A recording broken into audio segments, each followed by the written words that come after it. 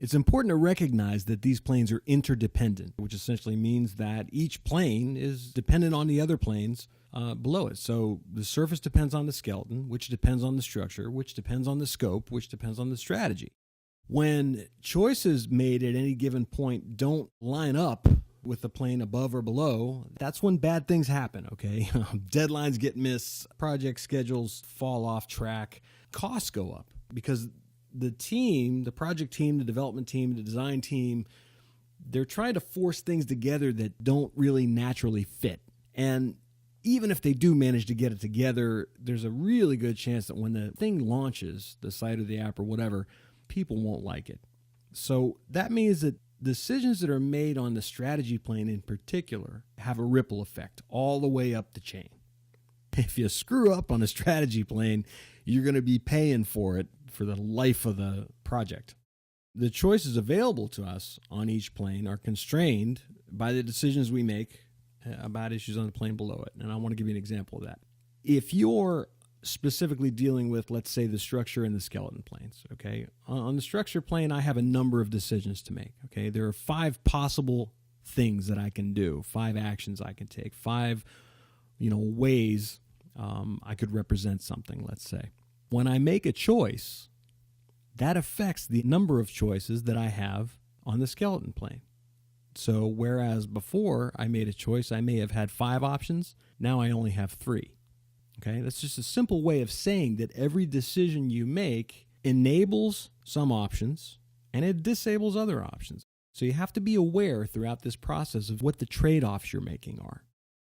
Another important thing about these elements that we're talking about is that they have to be very flexible. I showed you a minute ago how there's sort of a ripple effect, right? Choices made on one plane affect choices on the other plane. At the same time, though, it's really important to remember that you're not going to be able to make decisions at every level and sort of set them in stone. You're always going to be looking back and saying, okay, does what I thought I decided still make sense? Does the conclusion we came to still make sense in light of what we just discovered?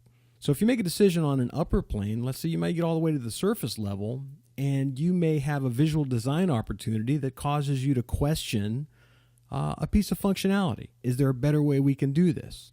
So maybe you go back to the structure plane and you say, all right, does this still make sense? I thought it made sense at the time, but now we've got some new information. So the point is you have to be flexible. If you consider each decision to be fixed, to be set in stone, and to have to figure all that out before you move on to the next piece, you're almost certainly going to wind up with a situation where the end result is you're going to build something nobody wants, nobody likes. So the success of the project is essentially going to be in jeopardy.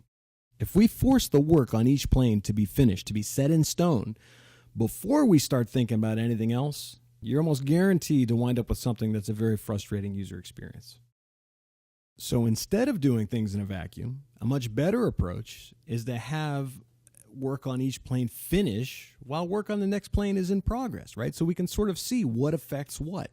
What decisions that we're making now affect things that we're thinking about doing later, and vice versa. So we're not waiting for the outcome. And in addition, users wind up being much happier because we've built the thing properly. We haven't built a roof, for example, before we know what the foundation looks like.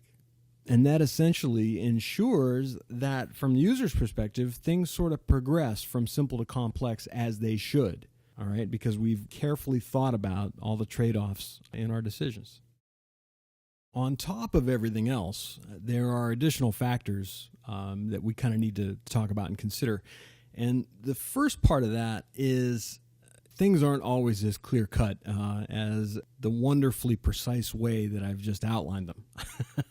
And what I mean by that is it can be difficult to tell what element is responsible for a user experience problem. Okay, if the user experience is suffering in some way, if people aren't happy, or if business goals aren't being met, it can be difficult to identify what the root cause is. Okay, is the visual design inappropriate? Is there a problem with the underlying navigation?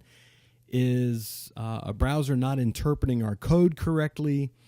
Sometimes it's more than one thing, and sometimes it's multiple things combined. And it takes a great deal of patience and relentlessness in sort of figuring out, why things aren't doing what we expect them to do and why people aren't doing what we expect them to do. So I just want to make it clear that it's not always easy to just pinpoint something as the root cause of the problem. Sometimes it's a combination of multiple factors. The other additional point that's very much worth making is that content is very much still king. Content is the reason that users come to a site or open your app in the first place, right? Nobody reads a magazine so they can look at the ads. Okay, so by the same token, nobody comes to a site or open an app just to experience the joy of well-organized information architecture or, wonderful navigation. They're coming because they're hoping that what they want will be available. They're coming because they hope that they'll find the appropriate variety of things that they're after. They're hoping that the content that they find will be relevant to the reason they came here in the first place. And it means that to meet that expectation, we have to have ways to catalog, to track, and to present that content when, where, and how people want it. Because again, they have needs, they have expectations, and from their side of the equation, it's very much a sort of a self-centered kind of deal, right? What are you doing for me? And are you doing it in a way that makes sense to me? Are you doing it in a way that makes me happy, that makes me feel like my time is being respected? Is it done in a way that makes me feel like I'm gaining something from the experience? The other thing about user experience design as a whole is that it's at the intersection of two traditionally different camps, although I think those lines are sort of starting to blur, which of course is why I'm here talking about this. On one hand, you have design, okay? Traditional design, visual design, graphic design, interface design, things like that. On the other side, you have development, technology, front-end programming, mid-tier business logic, back-end database work, et cetera, et cetera. But the bottom line is that what has always existed in the intersection of these two things is user experience, even if we didn't call it that.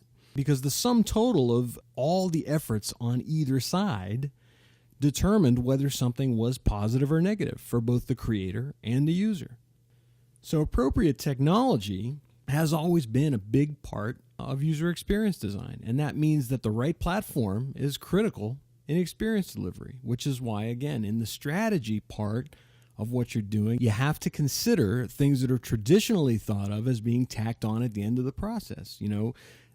Designers typically, in particular, will be very concerned with behavior and look and feel and all those things, and they sort of won't stop to think, okay, what will the technology stack support that? Or what technology could we use for this? To me, it's a lot like learning to play guitar, okay? If you learn how to play guitar and you learn where the notes are and you learn chord structures and patterns and all those things, you have more in your repertoire, right? You have more in your arsenal. You can do more things because you have a solid idea of what's possible.